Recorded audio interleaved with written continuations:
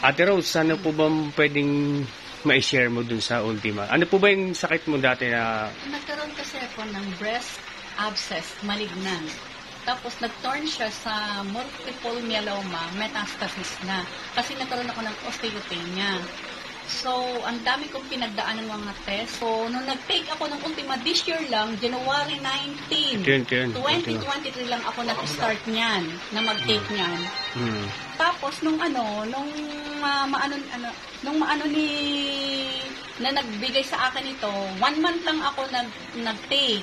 Tapos, tumawag yung doctor ko by February kasi another laboratory test ko ulit. Ang sabi ng doktor ko, by March, tatawagan ako kasi naka-schedule ako i-chemo ng April. Ngayon, tumawag ang doktor ko ng March 23 dahil may good news niya.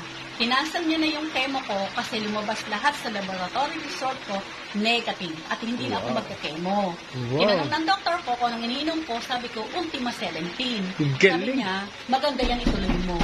Sabi, yan yung sabi ng doktor ko. Tapos, yun. Tuloy-tuloy ako ng pag-uultima ko. Hanggang ngayon, nag-uultima pa rin ako. Yun yung naging sa akin, yung naging result ng aking ultima. Salamat po. Yan naman si Mama.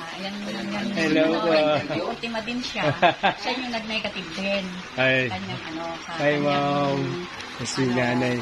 Colon cancer naman yun. Colon cancer? Tapos nag-negative din. Kailang ultima siya? Bale, paapat lang. Apat lang. Ano sabi ng doktor? Last Friday lang, nakuha yung result sa veterans doctor. Negative at clear lahat ang laboratory result niya. Wow, grabe. Yun. Sabi niya, anong tinitake mo? Sabi ni Mama, supplement ako, nag-herbal ako. Anong herbal mo? Ultima 17. Sabi pa ng doktor niya, ang mahal niyan. Pero effective naman. Sabi ni Mama. Yun ngayon, may order ulit siya sa akin ngayon. 2 box ng Ultima. Yes. At saka yung kapitbahay ko dito sa Aticelli, stage 3 breast cancer yon. May order din siya ngayon sa akin isang Ultima. Apo. At yan, ikikemo na rin siya. Ayaw niya ng chemo, nagtakot siya sa chemo. Pero bago siya sinabi ng doktor na magka-chemo, ayaw niya nga, nag-take siya ng Ultima at nag-negative na rin siya. Okay.